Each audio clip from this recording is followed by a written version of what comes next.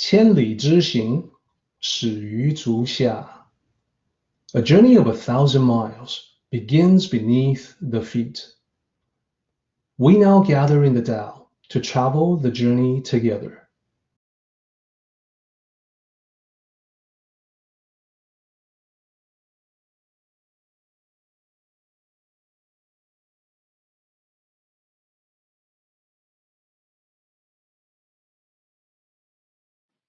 Welcome to Tao Talks with Derek Lin, where we delve deeply into the Daodejing by Lao Tzu. It's an interesting story called The Feathers of the Kingfisher Bird. And the story goes like this. Once upon a time, in ancient China, roughly 1,000 years ago, the beginning of the Song dynasty, and the founding emperor of the Song dynasty, called Song Taizu. He was the first emperor. He was quite aware of his own historic role. He wanted to do everything right, and he wanted to do everything right as much as possible, not just himself, but all of those people around him. Song Taizu, the first emperor of the Song dynasty, had a daughter, Yongqing Gongzu. That was the princess. Now, the young princess, like other girls her age, simply loved to dress up and look nice and look pretty. So once the princess saw the cui niao. The cui niao is the kingfisher bird, and was really taken by its colorful feathers. She was just amazed. The feathers were so incredibly beautiful. That shade of blue, that orange, wow, she loved it. It didn't take her long to order her servants to acquire the beautiful feathers for herself. And then the princess fashioned them into decorative highlights for a new outfit. So she was excited, she was having fun. She wore it to go see her father, the emperor. She thought that the emperor would appreciate it and would compliment her on the beauty of the feathers, that he would like the colorful feathers as much as she did. Okay, well, that's not the way it turned out. That's not the way it panned out. She went to see the emperor, and the emperor's reaction was not exactly what she expected. He did not seem very pleased. He seemed very serious. And with that serious expression and serious voice, the emperor said to the princess, take off the feather decoration and give it to me. Like right now, young lady. Never use these feathers again for your clothes. She was surprised.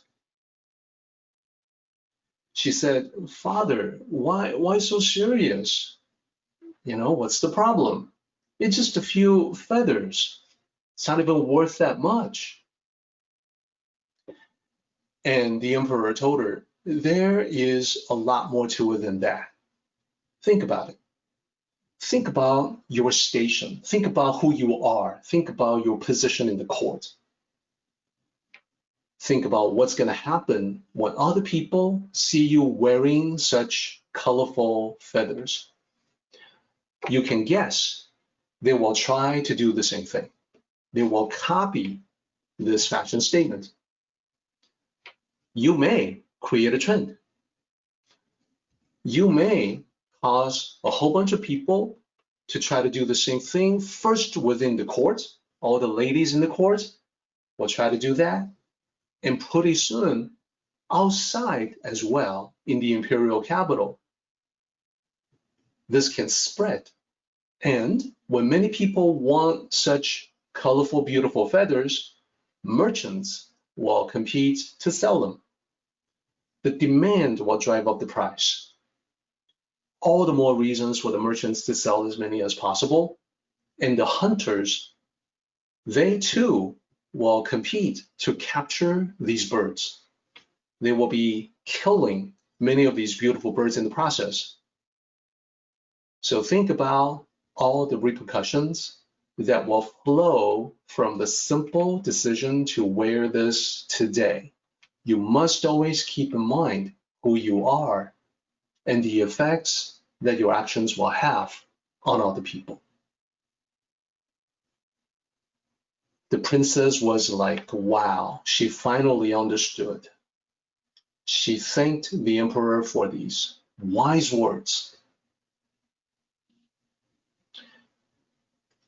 So it's a brief story, but I like the story a lot because the emperor was using himself as an example in teaching the princess that he too was always very careful in his thoughts, his words, and his actions.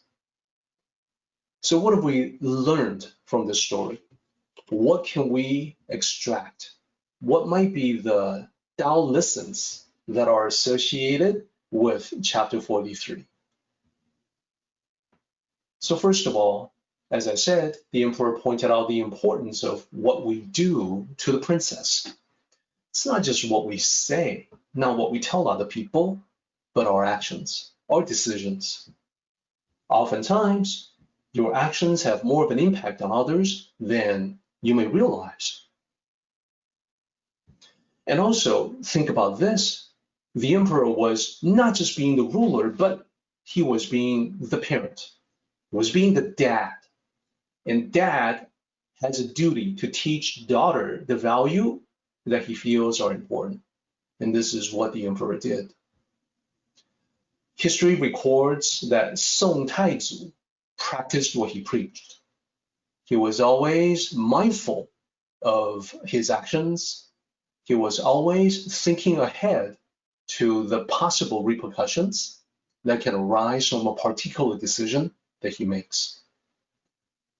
Now, of course, we may not always have wise parents passing on positive, good values to kids.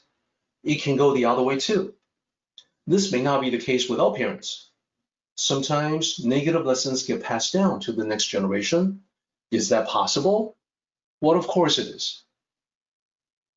We can use a modern example to illustrate that.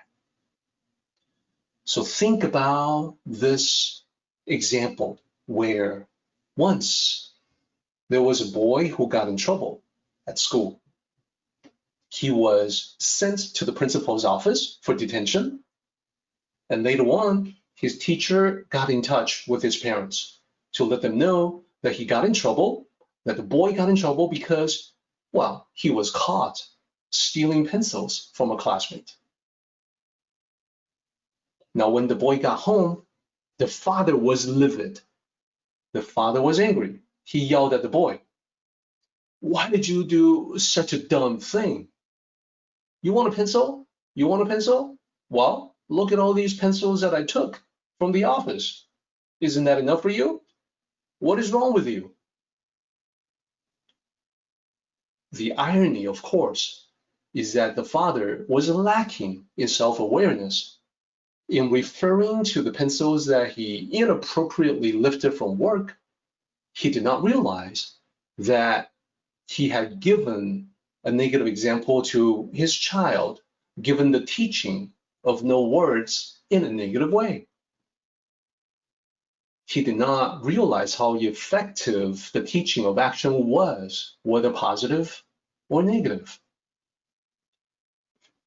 And because teaching without words is a powerful tool, it is all the more important to use it wisely, use it carefully.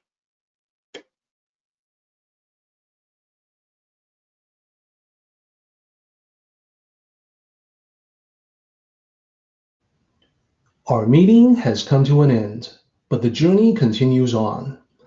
Let us travel safely. Until next time, may the Tao fill you with peace and happiness.